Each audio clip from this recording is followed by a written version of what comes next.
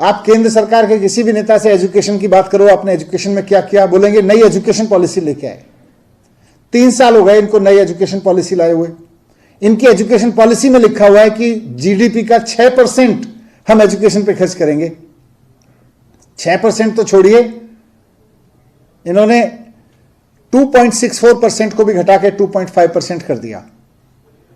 तो एनईपी का ढोल पीटते हैं एक तरफ, दूसरी तरफ एनईपी में जितना पैसा लिखा है उसको दूर देना तो दूर, और पैसा कम कर देते हैं। इंक्लूसिव ग्रोथ की बात करते हैं, लेकिन रोजगार इनके लिए इंक्लूसिव ग्रोथ में नहीं आता है। आज देश में बेरोजगारी की दर 8.3%, 8.3% है पूरे देश में। और अगर शहरों की बात करें तो शहरों में जो नौजवान बैठा है उसमें से 10% नौजवान बेरोजगार बैठा है। 10% बेरोजगारी शहरों में।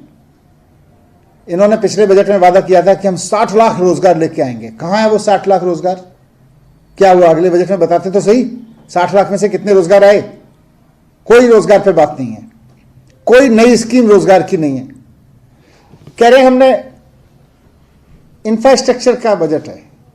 इंफ्रास्ट्रक्चर में क्या, कुछ एयरपोर्ट बना रहे हैं, कुछ सड़कें बना रहे हैं, अच्छी बात है, देश को एयरपोर्ट और सड़कें चाहिए।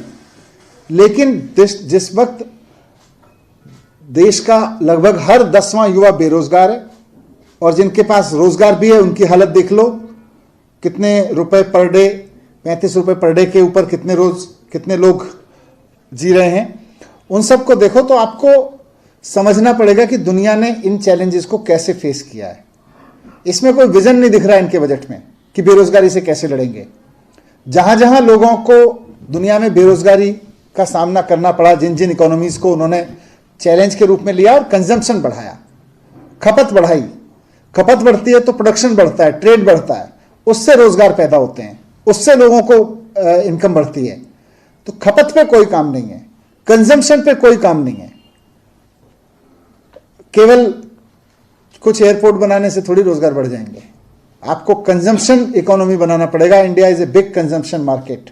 आपके मार्केट को सारी दुनिया कंज्यूमर मार्केट के रूप में देख रही है, और आप सोच रहे हो कि हम 4 कैपिटल प्रोजेक्ट बना के हम बेरोजगारी दूर कर सकते हैं। बात ही नहीं है, बेरोजगारी की तो बात ही नहीं की बजट में, केवल कुछ प्राइवेट इन्वेस्टर्स को फायदा मिलेगा।